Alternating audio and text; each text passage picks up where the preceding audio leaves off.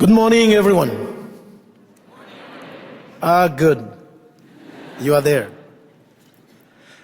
This morning, you and I are going to take a ride, travel, go to Africa, visit a small nation called Rwanda in the heart of Africa. But before this, I would like to give you a hint. Rwanda is a small country, as I said, located in the heart of Africa between the giant Congo, Burundi, Tanzania, and Uganda. In Rwanda, we are three ethnic groups. We are Hutus, 85%, Tutsis 14%, and Batwa just 1%.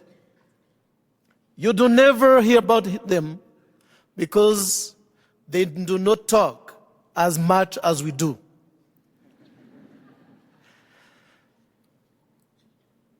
Many times people ask themselves why a nation like Rwanda can be so divided. Why can people hate each other that much? I will tell you that Rwandans do not hate each other that much, but our main problem has ever been the bad leadership. And of course, this leadership has kept on dividing the nation since even colonization. We many times tend to blame colonizers, but when colonizers came in, Hutus were slaves to Tutsis. Of course, they took advantage of the divisions and divided us much more for them to conquer. They went as far, of course, as even measuring noses, saying that those with longer noses, those who are a little bit thin and tall, are supposed to be Tutsis, and others are supposed to be Hutus. They are kind of artificial divisions.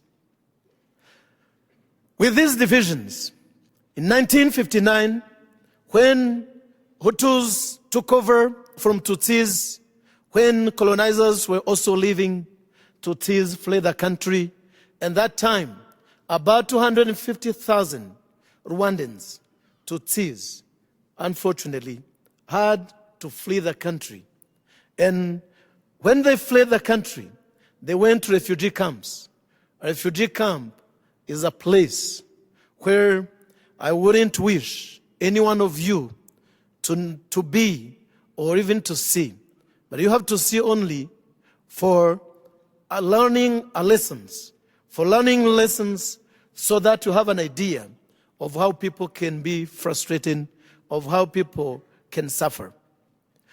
It is a place where you don't have a shelter, where you don't have running water, where you don't have food, where there are no schools, like this one today, where many of you young people are attending.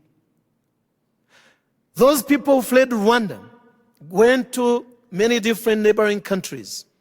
Most of them went to Uganda, Burundi, the Congo, and also a few to Tanzania. Their children for generations were not attending schools, as I told you. And these people kept on being frustrated. Even the ones who stayed in the country were also frustrated. To go to school, you had to be among the few lucky ones, 14%, to be chosen and go to attend the secondary school. In 1972, there is another genocide that took place, and the whole world kept quiet. They never talk about it. This was in Burundi, where the Tutsi army, because there was that kind of hatred between Hutus and Tutsis in both countries. Burundi and Rwanda are twin countries. We, all of us in both countries, speak the same language. Kinyarwanda and Kirundi are the same languages, but they call it Kirundi in Burundi and we call it Kinyarwanda in Rwanda. We share the same culture in both countries. We are the same people in the same percentages, Hutus and Tutsis and Batwa in both countries. So Burundi was ruled by Tutsis and Rwanda by Hutus.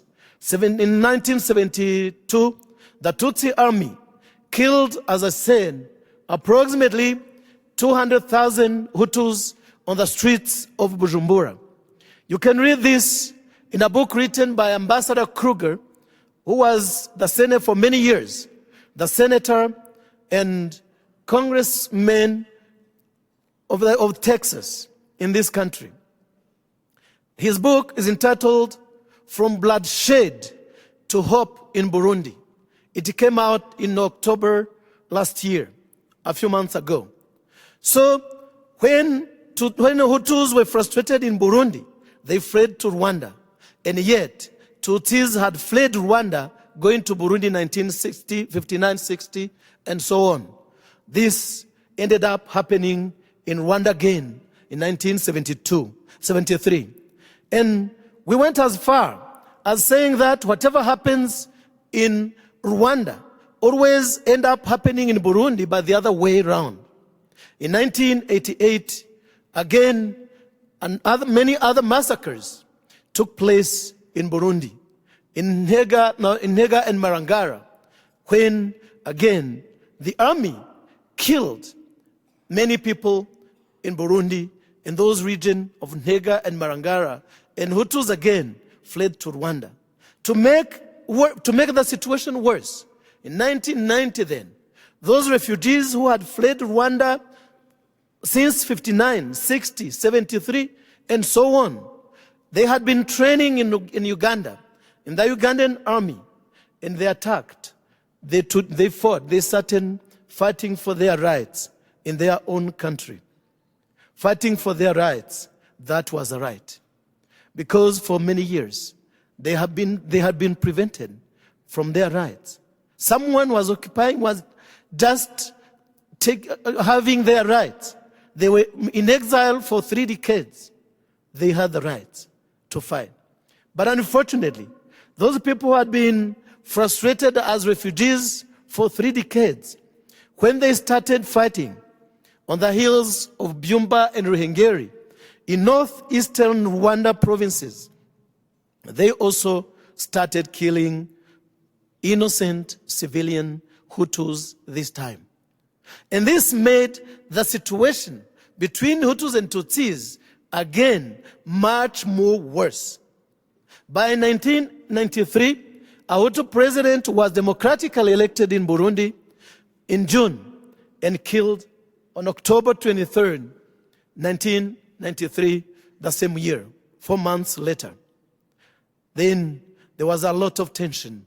And even the peace agreement of Arusha between Rwandese, Hutus of Rwanda and Tutsis who were in exile were never implemented because the then president became very reluctant. He did not want to implement the peace agreement. 6 months later, this was April 6, 1994. It was a Wednesday evening at 8:30 when we heard missiles hitting his plane. Just like any one of you, for sure, all of the audience here remember where they were on September 11, 2001, when the Twin Towers were completely destroyed. I also remember where I was that day. I was at the Diplomat having dinner with my brother-in-law, Thomas, and his wife, Fidence. As people have seen them in the movie Hotel Rwanda, we were sharing dinner. And my wife, who did not join us because she had worked late and couldn't join us for dinner, she heard the missiles hitting the plane when it was trying to land and killing both presidents, Hutu presidents of Rwanda and Burundi.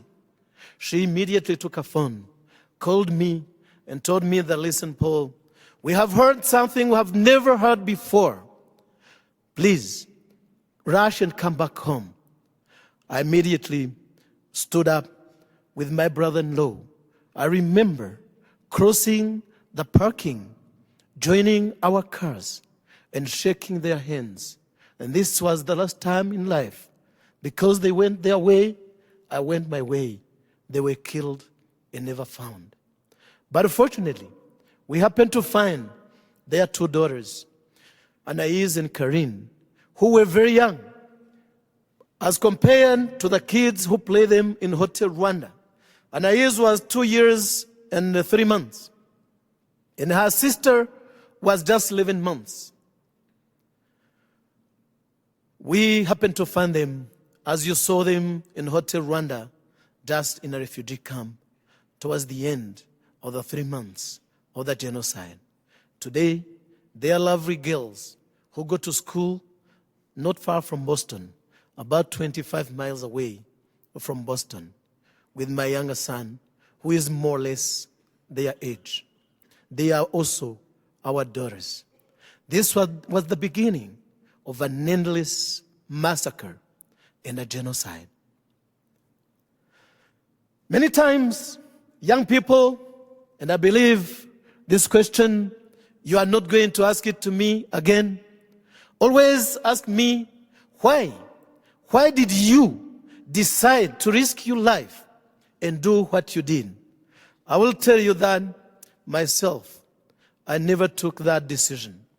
Today, I'm in a place which is supposed to be a holy place, where you, people of God, are today gathered.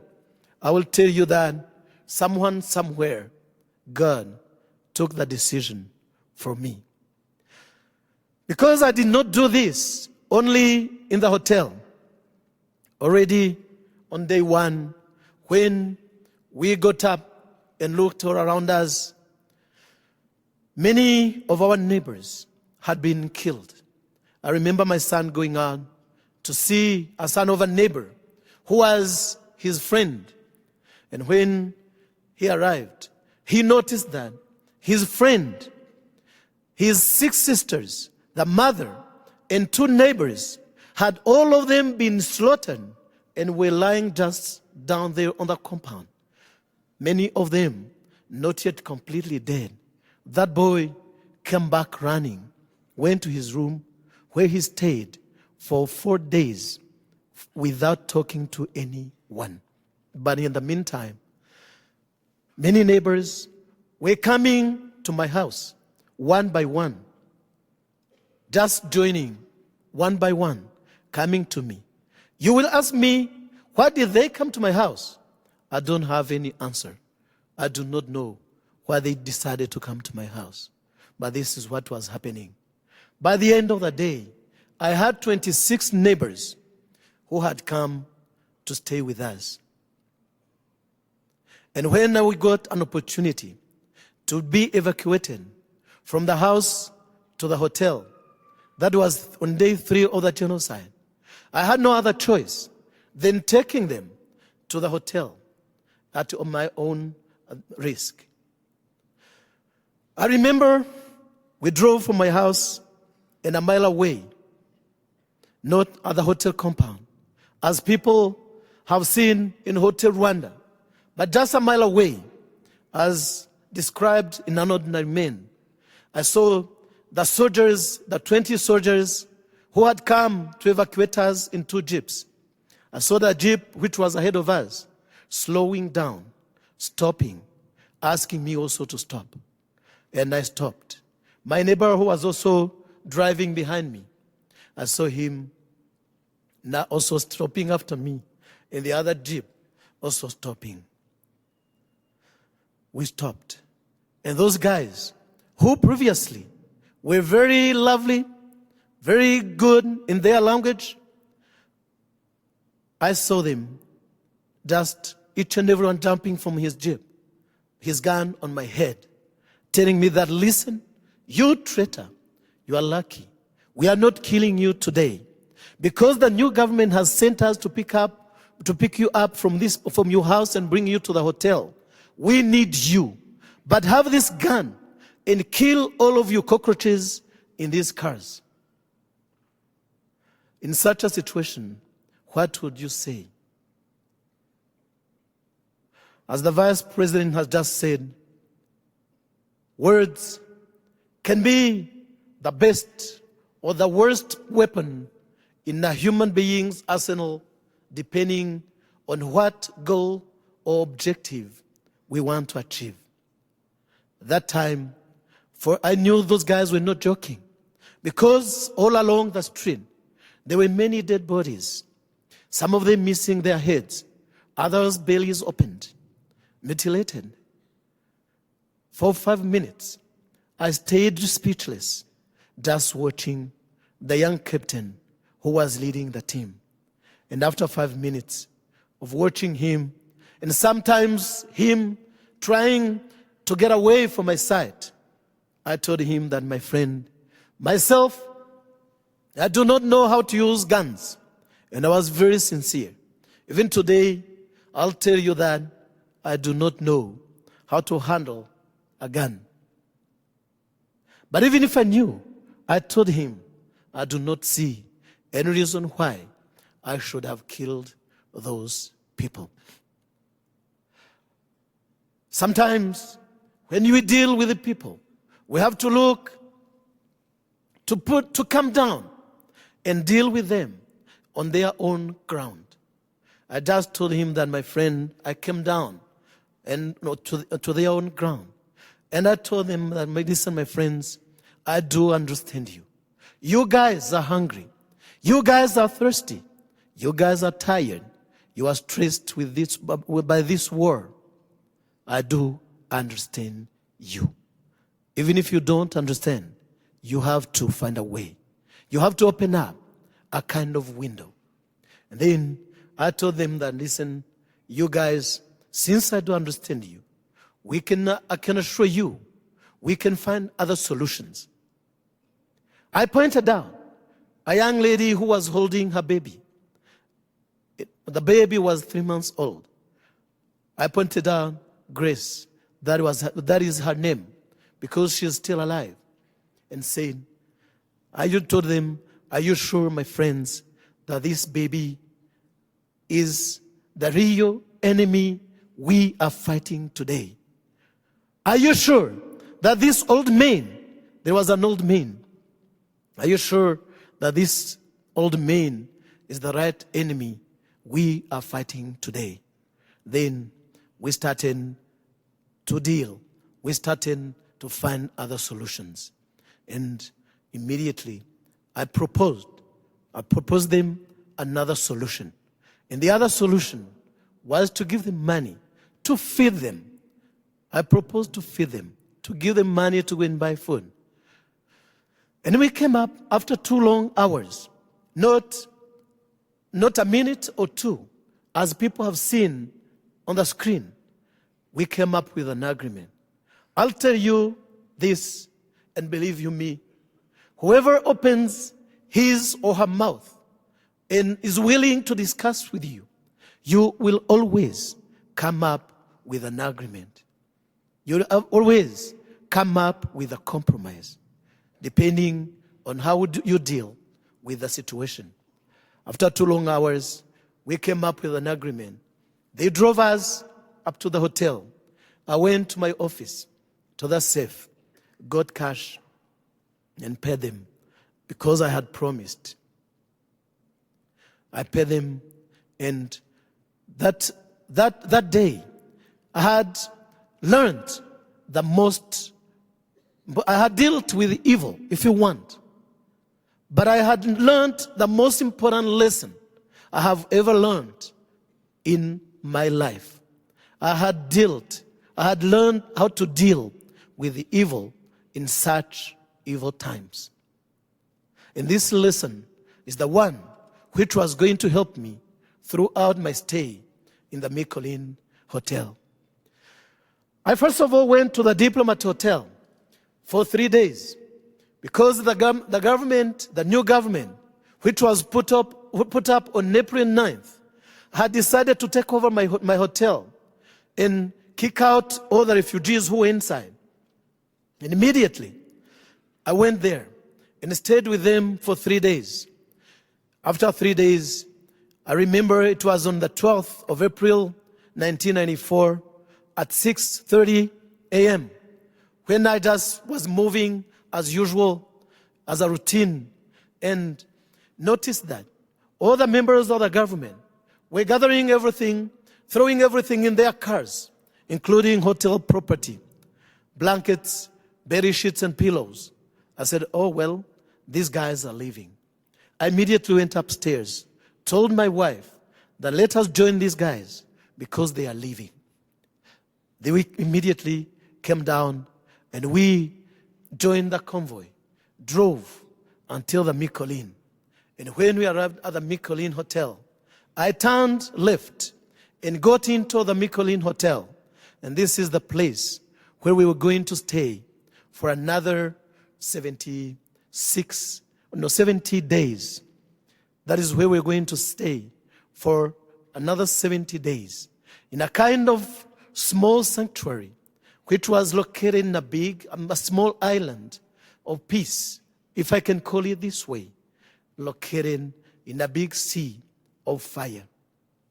When I arrived there was no security at all around the hotel. And yet, we had about 400 refugees already inside. And the Mikolin manager had left the previous day. And when he left, because I had left Mikolin 1.5 years before, in November 1992, that is when I moved from the Mikolin and went to the Diplomat as a general manager. So I was no more in that unit. I had to come only for refugees. The Diplomat, my hotel, was evacuated by the government, and the army was taking over the hotel. And me, I had to go to the Mikolin where we had refugees, because they are the ones who needed help. And both hotels belonged to a same company, the Sabina Corporation, a Belgian corporation, a Belgian company. So when I arrived, there was no security. And when I arrived, the hotel had about 400 refugees. My main challenges actually were two. One of them was to get security for the hotel, and the second one was to get my authority back. In order to get security, I had no choice. Then phoning all the generals I knew in the country. Sometimes I could call someone who had been killed. Many other times I could phone someone who had been dismissed. Many other times someone who was no more in the office but on the war. But at the end of the day, I had 5 policemen, 5 gendarmes, who came to protect the hotel and stayed for until the end, actually, for the whole period. They stayed at the hotel until the end. Life became so difficult that my hotel, that also, first of all, I had also to get the keys. Because when my colleague fled the hotel, he just took the keys, the hotel keys, and threw them to the hotel employees. And this is why you see a character called Gregoire. Gregoire is a composite character portraying all of those employees who were actually against me, because I was coming to take over from them.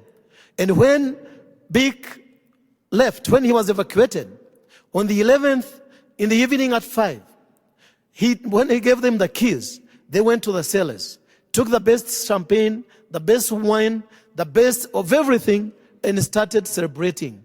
So I had come to prevent them from celebrating. You will understand then the reason why they were not really very happy to welcome me as such. But I had to deal with the security and afterwards deal with the keys. And also ended up getting them from my bosses in Brussels. Life became very difficult. The hotel was attacked many times. And I never kept quiet. I never shut my mouth. I was attacked many times. I went to sleep, for instance, on April 23rd, in the night. I went to sleep at 4.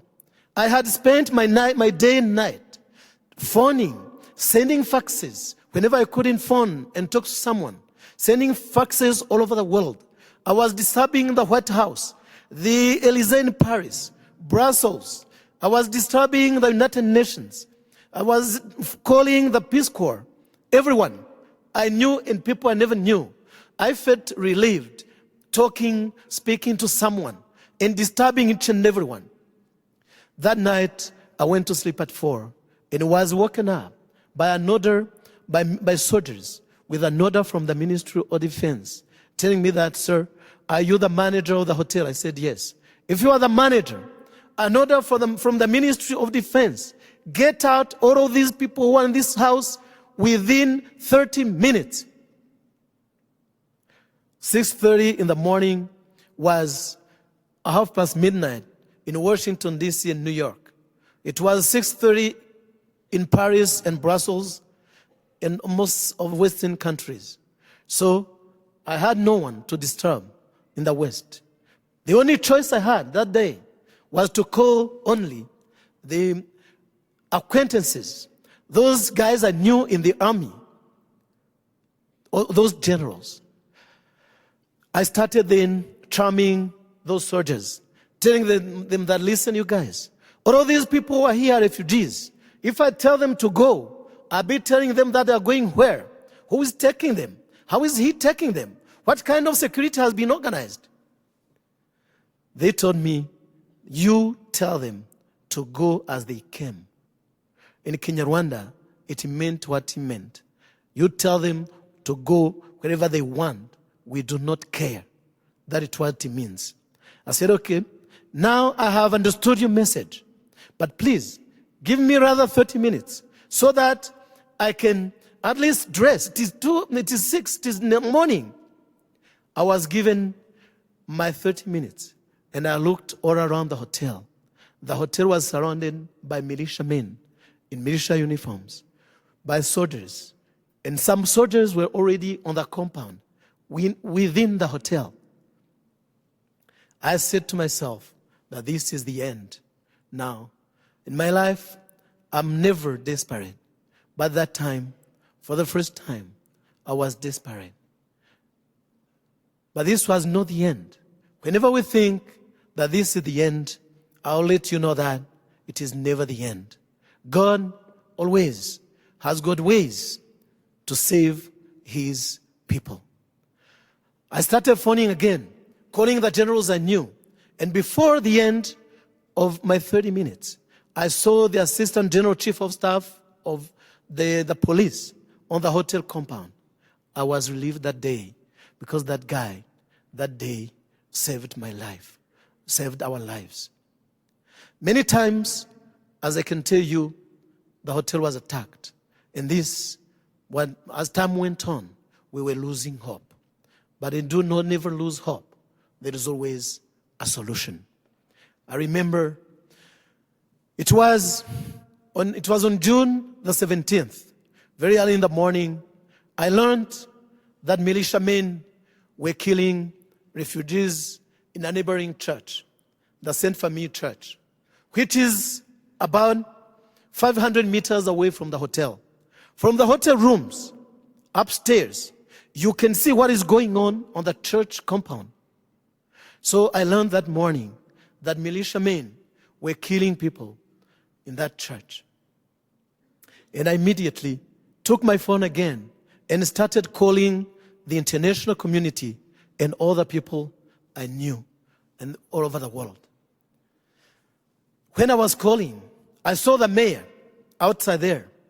And when I saw him, I just ran very fast, went to meet him. And I started telling him that, sir, you are the right person, in the right place, in the right time. I need to reinforce security around this house. I need soldiers. I need policemen. I know what is going on in the church. And I know that after the church, it will be the Mikolin Hotel. He just looked at me and told me that, listen, Paul, I don't have soldiers. Other soldiers are fighting. Others are taking care, are protecting official buildings. I was very bitter, very angry that day against him. I looked at him and told him that, sir, all of this you and I see today will one day come to an end. And that very day of the end, you and I, we will both have to face history. Imagine, think, if that day of the end was today, and you and I facing history, is this the right answer we will give to history? I was very rude. I was offending him. He then looked at me for a few seconds, and I saw him turning his back and joining his bodyguards, getting into his jeep, leaving the hotel. That day, I lost hope. I had just lost hope. I stayed standing alone outside there and just admiring dead flowers under the sun of June 1994. And when I was just going to lose hope completely, I remembered that I had an appointment with his boss, General Bizimungu. Who is General Bizimungu? He's General Bizimungu, as you have seen on the screen. Those are his names. And he was the General Chief of Staff of the Army. And the way you saw it in Hotel Rwanda, the way it is described in an ordinary man, is the way it happened.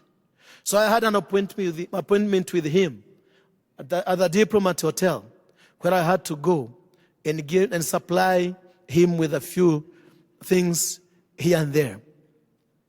I went to meet him.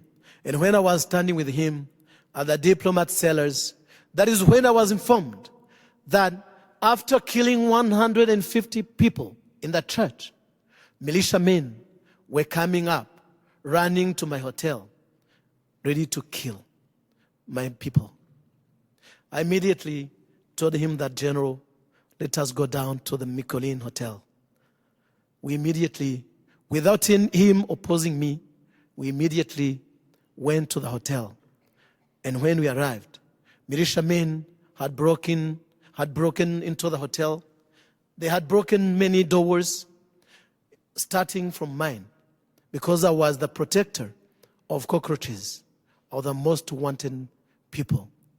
So they had gathered many people downstairs around the swimming pool, around the hotel swimming pool. And they were still gathering many others. I remember General Bizimungu himself telling one of his bodyguards that, you, Sergeant, go up there, tell all the militiamen who are in this house that whoever kills someone, I'm killing him. Whoever will beat someone, I'll kill him. Whoever will remain in this house for the next 5 minutes, I'll shoot him. Immediately, he went up and down and removed those guys. Again, for many times, he had saved our lives. Immediately, the deciders gathered in the afternoon and decided to evacuate all of us and take us to a place which was supposed to be safer. They came to me in the evening of June the 17th at around 5:30, as it was the case on May 3rd. And they told me that they wanted to evacuate everybody. I looked at them and reminded them a sad experience we had had on May 3rd, when we tried to evacuate the people and they were stopped in an ambush, almost killed, and escaped by luck, and advised to reinforce security for the night and evacuate us the following morning. Then they listened to me. The following morning, we were all of us evacuated and taken to a different place. That was a kind of life. When we went to the rebels' side, we thought that was supposed to be safe. But again, many men were being invited for meetings and killed. Many young people were being recruited in the Tutsi rebels' army and then killed. Many times we say that all of those men and young men, the men who have been invited for meetings, ironically, we say that they are still attending meetings and one day they'll be back. Many of those young people who are getting killed, we always say, ironically, that they are still fighting and they will be one day back. That was the Rwandan genocide. In 3 months, approximately 1 million people were killed. You can never grasp 1 million people in a country like Rwanda, which was 7 million people. 1 million out of 7 meant approximately 15% of the population. Compare this to America. In America, you have about 300 million people. Imagine if someone can kill 15% of American people. And what would the world do? Would the world close its eyes, turn backs, close ears, and refuse to listen? Ladies and gentlemen, young people today, my message is, despite what happened, is a message of hope. It's a message to you young people who are our future. It's a message to stand up and raise awareness. For so long, we stood by. Today, my message is to ask you to stand up. To stand up and do whatever you can to save the situation in the whole world, especially in the whole of Africa. The African continent, most of it is burning. A few years ago, about 2 years ago, I went to Darfur, where about 2.5 million people had been displaced. 3,000 villages had been destroyed. More than 250,000 people had been killed. And again, the whole world closed eyes and ears. In northern Uganda, 1.8 million people are displaced within that area of the world. And again, we have closed our ears and eyes, and we have turned our backs and pretend that Uganda is a safe part of this world. In the Congo, since 1996, when the Rwandan army broke into the country and killed 200,000 Rwandan refugees who had fled to that country, to date, according to the UN reports, more than 5 million people have been killed. And again, we do not say any single word. Ladies and gentlemen, young people, especially you young people, I will tell you that this world, if you don't stand up, will fail, as it has failed always. It is you, our hope. It is you, tomorrow's leaders. You are the future of this world. And my message today is to you, young people, stand up and shape the world. Do you want this world to be a better world? It will.